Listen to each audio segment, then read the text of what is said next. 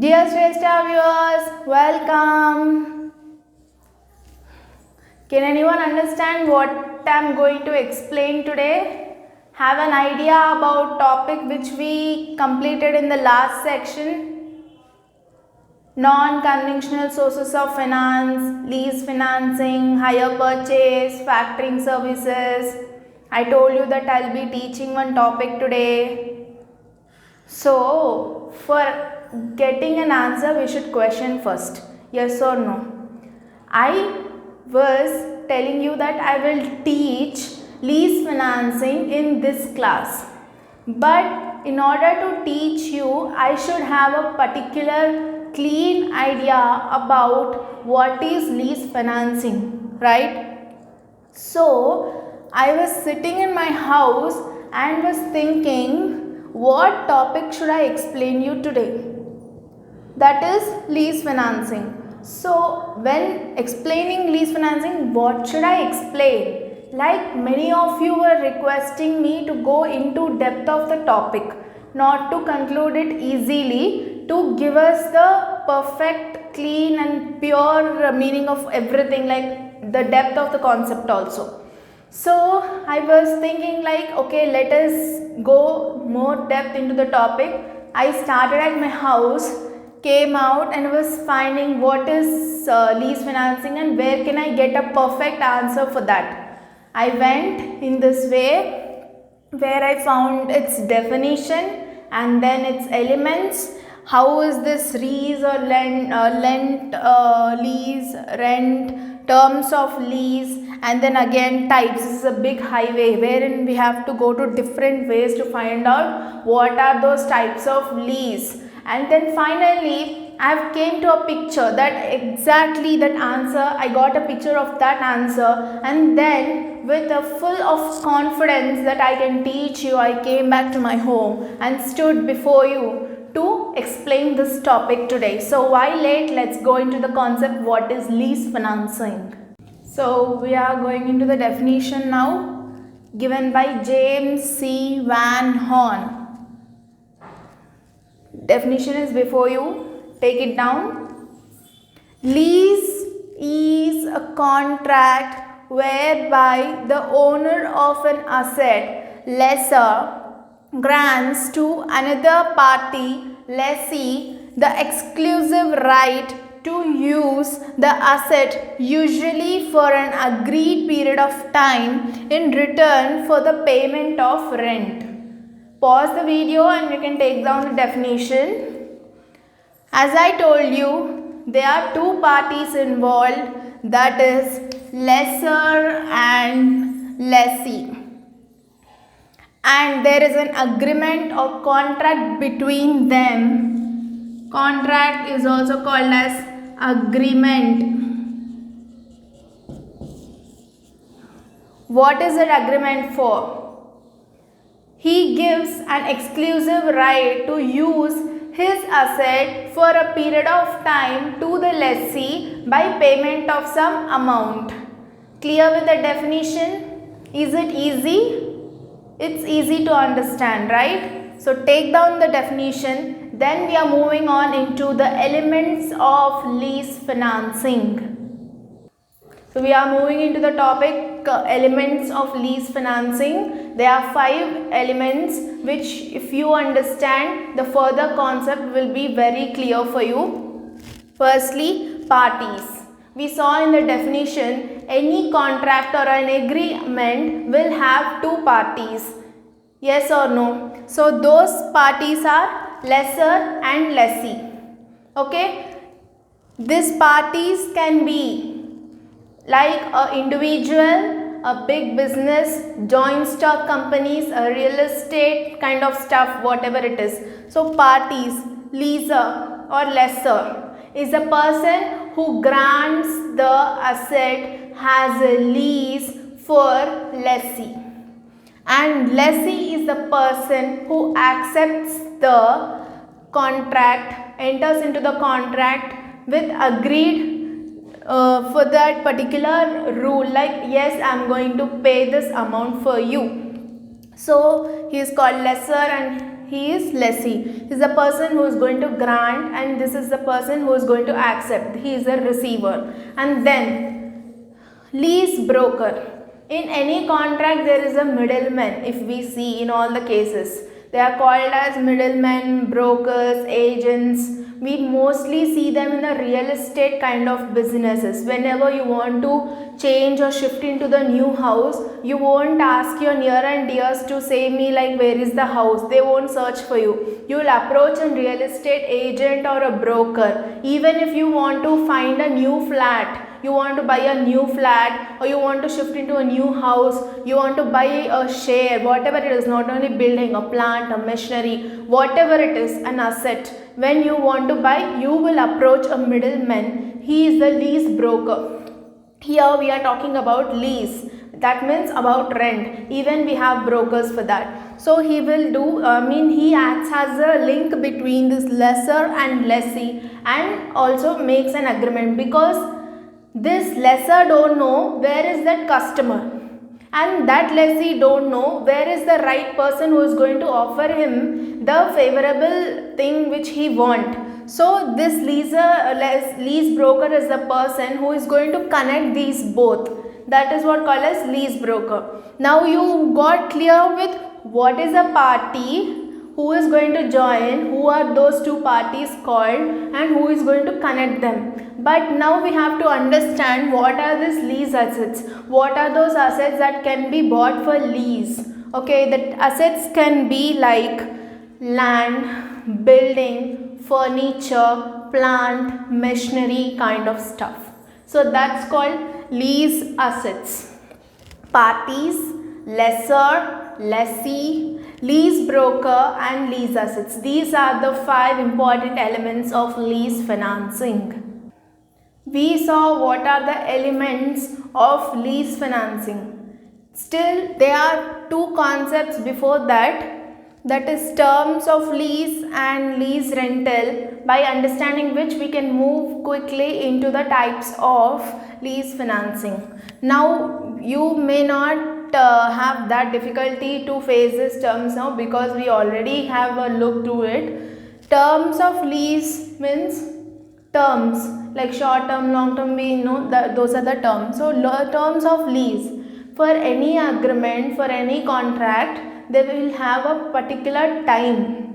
Like that time for lease depends upon the expiry value of asset.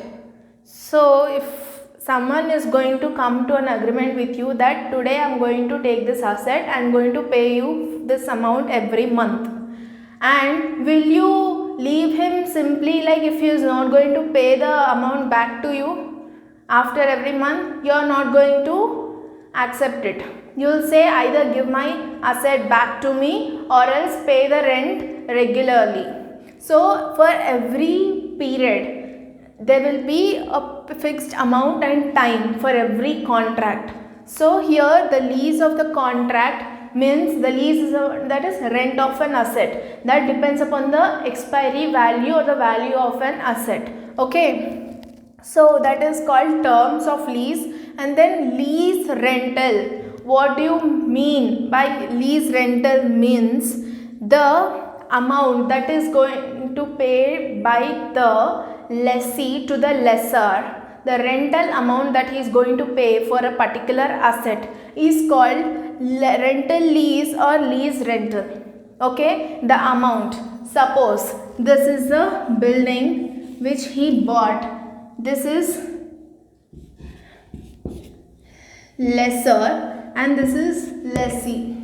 So lessee approaches the lessor for this building, saying that he is going to pay 2,50,000 per month to him per month. Okay, now he signs a contract like, okay, he is a lease broker.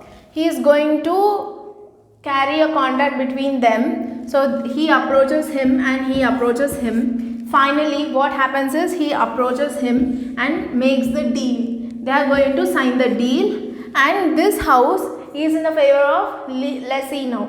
Now he has to pay this amount per month to the lessor. Okay, days were good. He paid 2 months, 3 months. He paid 2,50,000. Later, he was like, now I'm running in losses. I can't pay, or I don't want this building. I'm going to shift, so I'm not going to pay you. Okay, if you want to shift, you can shift, but you should pay this amount until the period you used it, right? If you are not using it, what is the next? He will file a case. So, or else simply if you see here, it is like 2,50,000, the amount which he is going to pay to him is called lease rental. Here I am not telling you how to book a case if he is not paying. I am just explaining you how it happens, what is lease rental. To give you a clear explanation, I gave you this example. So clear with the terms of lease and lease rental. Okay, now we are going into the next, that is types of lease financing. So we are done with the elements and terms of lease rental terms. We are clear with that, right? Now we are moving into the types of lease financing. Everything, there are 8 different types of lease financing which are categorized into 4 major parts. Let's see each of them. Based on terms of lease, we came across the point of lease just now. Yes or no? So lease is divided into financial lease and operating lease. What is that financial lease and operating lease? We spoke that every lease or contract has a particular period of time. Yes or no? Here in financial lease, it talks about the economic life of an asset. Complete economic life of an asset. So it is not cancelable before the expiry of an agreement. You have taken it as a bond for 2 or 3 years of period of time. Yes or no? In that case, you want to cancel that agreement before it expires, like in 1.5 years. No, you cannot cancel. That is what it says. For example, it can be a building which you will also bear the maintaining charges of it. You are taking it for a factory or some postal buildings, whatever it is. That contract you took for 3 years, then you have to bear it for 3 years along with maintaining charges. But it is something really different. This financial lease is also called as capital lease, and here operating lease is different from financial lease. It is really opposite. Like we told, this agreement is not cancelable in case of financial lease, but it can be cancelled before the expiry of an agreement in operational or operating lease. Like hiring a car for a travel. I want to go to Mount Opera today. So it cost me some around 15,000 to go and come. Then I booked a car and suddenly I had another business meeting somewhere. I need to go there, which I can go by myself. I don't need the car. So I cancelled it. So I didn't book any contract that I will come with you. So I can cancel it. But in financial thing, can I cancel? No, I took a building for lease to run my business for 2 years or 3 years. I can't cancel it suddenly. That is the difference between financial lease and operating lease. So this operating lease is also called as a service lease. An example is hiring a car. An example for financial lease is hiring a building and bearing the amount along with maintaining charges. Now B, based on method of lease. Now we have seen what is the term or time period according to that. Now we are seeing the lease as its method. Each thing has a method. Like here we have to understand how is this lease counted, how it is. So here we have 2 parts again, that is sale and lease back and direct lease. So first we will see direct lease. Direct lease is a thing like it's simple. One leaser, that is one lessor and one lessee, one asset. This is a lessor's asset. He is giving to lessee for a period of time in back of payment. Yes or no? That's simple. But here there is a small logic involved. We have to see it carefully. Sale and lease back, where lessee sells the asset to the another lessor and also uses his asset for a period of time for his use by paying some amount.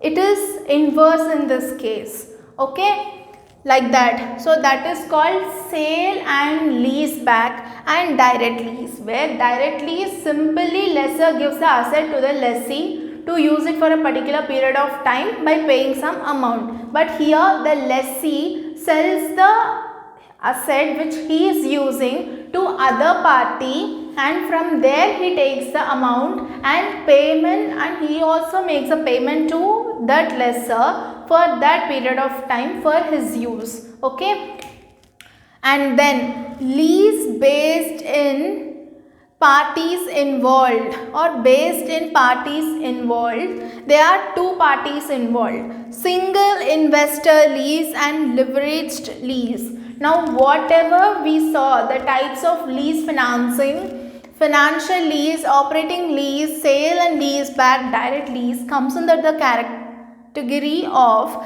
single investment lease. Like there is only one lessor in every case. Yes or no? Only one lessor. That contract or that agreement and that rules might change, but the lessor is a single person only. Okay, he approaches, he gives an agreement, gets into an agreement, they say okay, and they just form into that category. But here all this types comes under this category, but this is what something different. Here it involves three parties: lessor and the lender of lease, and then lessee. Three parts wherein they will be discussing about different topics, like they come with equity capital of an asset will be spoke by one person, and again the major part of assets will be contributed by some others. Like 2-3 parties are involved when coming to leveraged. Here it is about a small building or a house or whatever, it is a small contract. But here it is about a big businesses like factories, industries. There we involve 2-3 parties. And last but not the least, based on area. Okay, now here there is again two parts: domestic lease and international or cross border lease. If the lessor and lessee belongs to the same place, then it is called domestic lease. Like I belong to Hyderabad, you also belong to Hyderabad. I have a asset like multi-storied building which you want to get as a lease. You want it as a lease, and we are coming into an agreement, and I am granting this multi-storied building to you. That is called a domestic contract or a domestic lease, because you are from the same land where I belong to. So that is called domestic. But coming to international or cross-border lease, where we both belong to two different places. You are from abroad, I am from India, then we both are obviously international partners for each other, and you want a lease of a particular property or land or an area at one place, take like Gachibowli or somewhere, high-tech city. Then I will say okay, we'll enter into the contract, and here the territories laws will differ. So that's called cross-border lease or international lease. I hope you are clear with all these terms now. Like 8 different types of lease are divided into 4 major categories. Let's revise it once again. Based on terms of lease, that is financial lease and operating lease. Then based on method of lease, it is called sale and lease back and direct lease. Then based in parties involved, what are the parties? One party, two party or many parties, that is single investor party or single investor lease and leveraged lease. Then based on area, it is domestic lease, international lease or cross-border lease. Clear with this? Now that's comes to the end of topic. If you like this video, like, share, comment and subscribe my channel.